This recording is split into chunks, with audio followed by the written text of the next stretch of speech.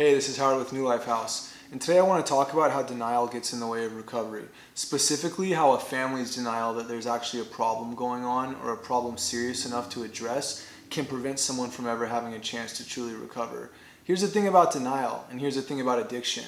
There's a lot of shame and guilt associated with it, and so it's really uncomfortable as a parent or a family member to acknowledge that, hey, maybe my kid is actually struggling with addiction. This isn't just normal experimentation or them making some mistakes. And so what'll happen is parents will justify behavior. You know, that money that's going missing, no, there's no way that little Johnny could do that. There's no way that he would steal from me.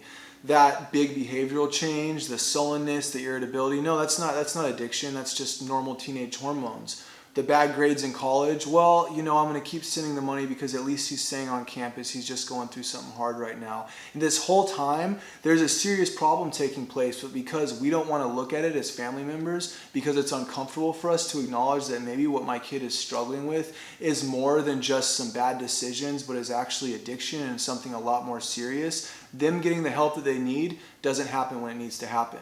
See, in order for you to look at the problem and in order for something to happen and it to change, you've got to first acknowledge that it exists. As long as you're not willing to acknowledge that a problem exists, as long as you want to keep painting it something else and hide behind prevention, hide behind, teenage behavior, hide behind everything outside of addiction, there's no hope for a change to take place. How is recovery going to happen and how is someone going to finally get healthy if you're not willing to point something out and say, hey, this is an issue.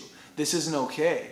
That would be like a doctor going into the office and when a patient comes in with all the symptoms for the flu saying, you know what, that runny nose, it's probably not as serious. It's probably not something you need to take medication for. The problem never gets fixed, right? It's the exact same way with addiction. The only difference is that a lot of the time when it comes to denial, it's really uncomfortable for us to look inside of our own homes and look at ourselves and walk through that uncomfortability that prevents us from acknowledging a problem and doing something about it.